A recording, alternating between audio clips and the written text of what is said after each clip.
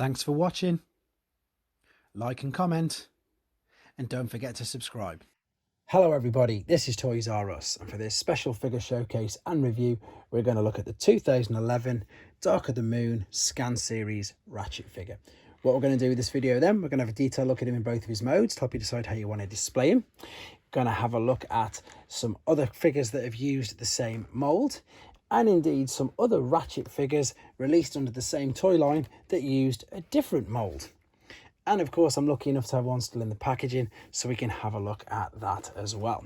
So this came out in 2011. It was a Toys R Us exclusive. And what I really do like about it, I suppose, is this whole idea of the trans scanning thing that they used from the very, very first movie. It looks really good.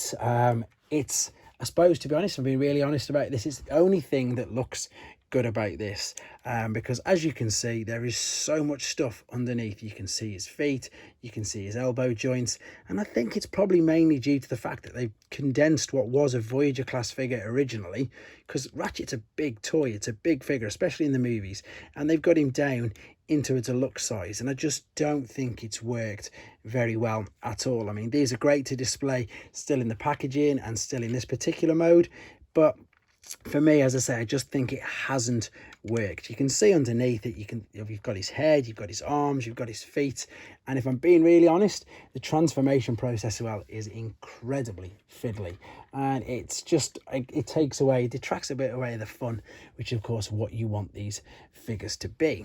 Before we have a look at him in his alternate mode, let's have a look at the packaging.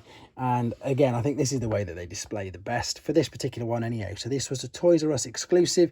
You've got the lovely silver bark on the bottom there. You've got, of course, there is the translucent plastic at the back, really giving the impression that it's doing exactly what it's showing there, scanning the particular vehicle mode before it decided on which one it was going to be. Unfortunately for me, my loose one doesn't have the weapon accessory, which you can see if it's onto the roof, and it's got a little blaster bullet there, which of course does fire out. We can see it there in a bit more detail on the top of the vehicle. Right, quickly before we look at him in robot mode as well, this mold was originally used in the Revenge of the Fallen, the Nest version of Ratchet. I haven't actually got one of them, but then it was also used again in Rescue Ratchet, which again is just a redeco of this particular mold, but using the G1 colours, and even the weapons looking the same as well, to be honest, just got different colours. Right, let's have a look at him in his robot mode then. So there we are, he's in his robot mode. Quick apologies for no transformation process on this video. I'm going to aim to get one done separately, but again, this is one of the things that I picked up earlier. It's one of my main issues with this particular figure, the transformation process. If I was to use the word fiddly, would be a bit of an understatement. It's incredibly tricky, incredibly fiddly, and things just pop off everywhere, which is a bit of a shame because the robot mode isn't too bad. It looks a little bit odd, and a lot of the trans scanning, I suppose, gimmick has lost. It's been lost in this particular mode because all you've got is translucent plastic in the legs. You can pretty much make out the arms are translucent as well, but it just looks like you've got a normal upper half bot and a completely different bottom half. However, there is loads of articulation in it. The least articulation, ironically enough, is in the head. There's hardly any movement, even though it's on a ball. It just seems to be sat too low. You can see the shoulders in there are ball and socket. The wrists, sorry, the biceps and the elbows flexed. There is even movement in the wrists. You can move the hands out as well. So you've got all that movement there. You've got ball and sockets in either side of the hips.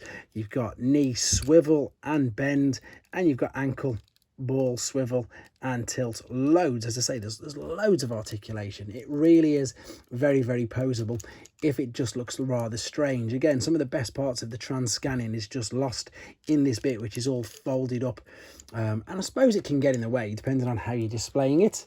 Again, unfortunately, I don't have the blaster to put in his hands, but he would look like that with it in there. It's one of these figures that I can't sort of put my finger on exactly why I don't really like it. The transformation process really does bother me because it's incredibly fiddly, and it just seems like there's something a little niggling at me in each mode. In the alternate mode, I say, you've got loads of kibble. You can see the feet, you can see the arms hanging underneath, and whereas in the robot mode like this, you've got all this up on the side and just folded back bits that yeah, you can get away with, especially if it's in this particular stance facing forward, but a lot of it at the back, there's loads of kibble. There is this little automorphing gimmick here you can see in the hips when I twist it around. That's quite good. You're probably thinking, why did I get this if I'm not so fond of it? I just like variants, and I just think that it does look very, very original. I didn't have the original, which I've mentioned. I just like this because of the variant and the fact that it just looks so different, I suppose, to standard figures.